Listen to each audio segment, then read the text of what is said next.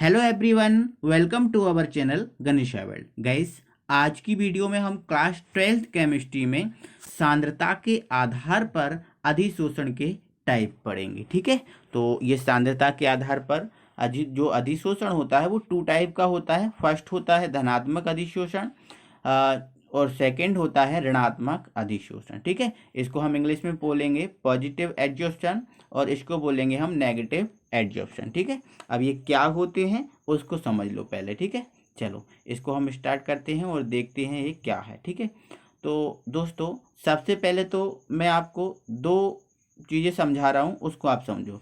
पहला समझा रहा हूँ मैं सांद्रता। देखो, सांद्रता तो आपको पता है, इसको बताने की वैसे ज़रूरत नहीं है। ठीक है, सांद्रता क्या है? एक विलेय पदार्थ की मात्रा होती है। ठीक है, जो विलेय पदार्थ की मात्रा होती है उसी को हम क्या बोलते हैं? सांद्रता। ठीक है, तो ये क्लियर हो गया। ठीक है, अब दूसरा आप 1 मिनट में समझ लो अधिशोषण, उससे कम ही समय लगेगा। ठीक है, देखो हमने क्या बोला था? अधिशोषण जब हमने समझाया था तो हमने बोला था कि जब एक पदार्थ जो होता है, यदि उस पदार्थ के ऊपर कोई दूसरा पदार्थ आकर चिपक जाता है।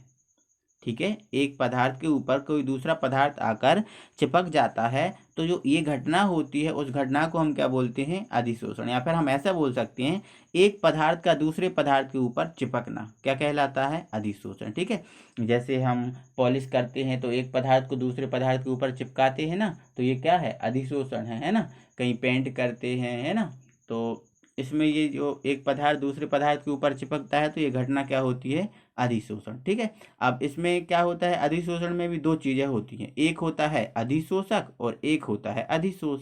ठीक है, तो क्या है दोस्तों, देखो उसको समझो आप। ठीक है, जैसे हमने देखा है कि आपको दिख रहा है ये ठोस है। क्या है? ये ठोस है। ठीक है, इस ठोस की सतह पर जो कण दिख रहे हैं ये चिपके हुए हैं ना। तो क्या है? कोई पदार्थ जिस सतह पर चिपकता है, जैसे इस सतह पर चिपका है ना, तो ये जो सतह है वो है अधिशोषक। क्या है? अधिशोषक। ठीक है, अधिशोषक है ना। और जो पदार्थ ये कण चिपके हैं ना, जो पदार्थ चिपकता है उसे बोलते हैं हम अधिशोष। क्या बोलते हैं? अधिशोष। ठीक है, तो या फिर हम ऐसा कह सकते हैं जो अधिशोष होता है वो विलेय होता है। क्या होता है? विलेय होता है। ठीक है, तो आपको ये याद रखना है। ठीक है, चलो अब हम बढ़ जाते हैं आगे। ठीक है, चलो इसको देखो।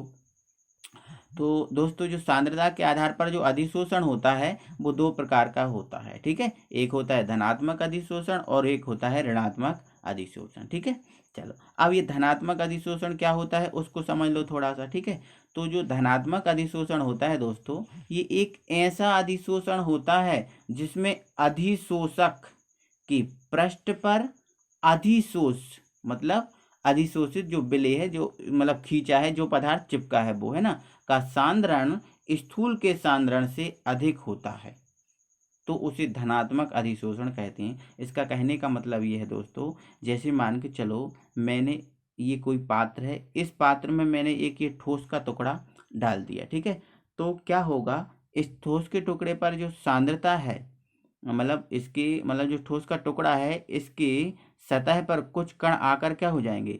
चिपक जाएंगे। कुछ कण का आकर इस पर चिपक जाएंगे। तो और कुछ कण इसके हो सकता है अंदर भी प्रवेश कर जाएं या फिर ना कर पाएं। ठीक है, तो इस स्थिति में देख रहे हैं हम कि जो ठोस है इसकी जो सतह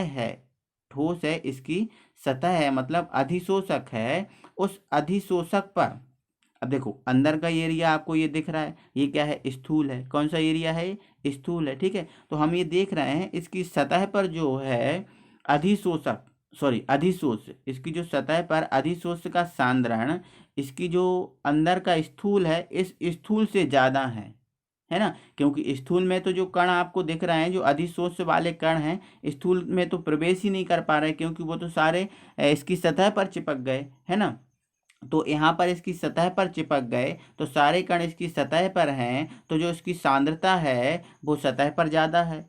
सतह पर ज़्यादा होगी ना। अब सतह पर सांद्रता ज़्यादा है और इसके स्थूल में तो कण गए ही नहीं, तो यहाँ पर सांद्रता क्या होगी, कम होगी। ठीक है, तो ऐसा ही बोला है, अगर कोई इस प्रकार की कोई घटना होती है तो उसे हम बोलते हैं धनात्मक अधिशोषण। तो क्या बोला, ऐसा अधिशोषण जिसमें अधिशोषक के पृष्ठ पर, अधिशोषक के पृष्ठ मतलब ये ऊपरी सतह पे आपको ये, ठीक है, अधिशोष से मतलब अधिशोषित विलेय का सांद्रण स्थूल के सांद्रण से अधिक होता है, अंदर के सांद्रण से अधिक होता है, तो उसे हम धनात्मक अधिशोषण कहते हैं। ठीक है, जैसे मान के चलो हम पॉलिश करते हैं, है ना, किसी दीवार पर पॉलिश करते हैं तो क्या होता है, जो पॉलिश होता है ना, जो पॉलिश होता है वो दीवार की सतह पर ही रहता है। क्या अंदर तक जाता है, बोलो, नहीं जाता ना, अंदर तक नहीं जाता, केवल वो सतह पर रहता है। ठीक है, तो ये हमारा जो दीवार पर पॉलिश करना है या फिर पेंट करना है, ये कौन से उदाहरण, किसका उदाहरण हो गया, धनात्मक अधिशोषण का। ठीक है, आपको समझ में आया।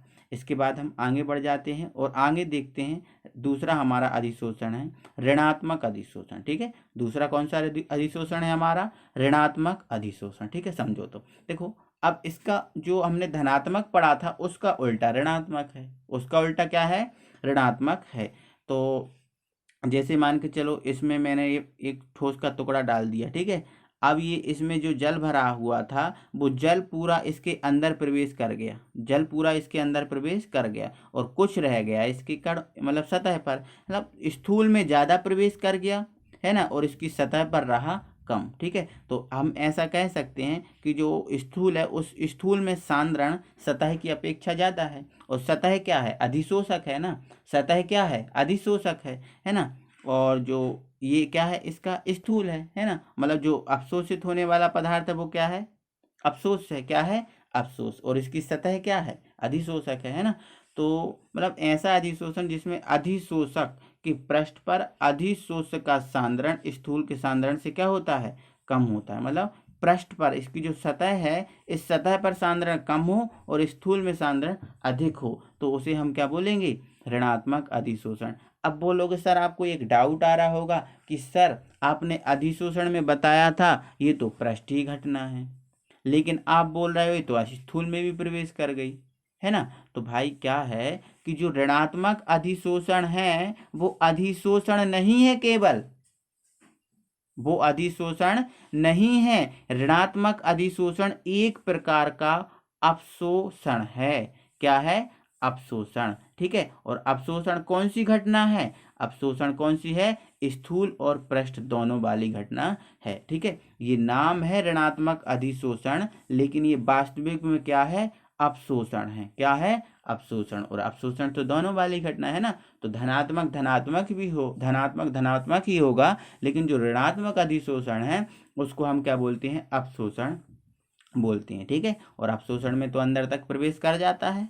ठीक है, आई होप कि आपको समझ में आया। ठीक है, जैसे किसी फॉर्म को पानी में डाल दे तो, है ना, उसमें अंदर सांद्रण अधिक हो जाएगा, उसकी सतह पर सांद्रण कम रहेगा। ठीक है, तो ये इसकी घटना का उदाहरण, जैसे मिट्टी के टुकड़े को हम पानी में डाल दें, जल में डाल दें, है ना, तो अंदर प्रवेश ज़्यादा कर जाता है, उसकी सतह पर कम रह जाता है ना, तो ये ऋणात्मक अधिशोषण या अपशोषण के एग्जाम्पल हुए। ठीक है, तो आपको समझ में आए होंगे। इसके बाद दोस्तों अगली वीडियो में हम फिर मिलेंगे, तब तक के लिए थैंक यू वेरी मच। और हाँ, यदि आप नए व्यूअर हैं, चैनल को अभी तक आपने सब्सक्राइब नहीं किया है तो प्लीज़ चैनल को सब्सक्राइब कीजिए, है ना, और वीडियो अच्छा लगा है तो आप उसे लाइक कीजिए। ठीक है, थैंक यू वेरी मच।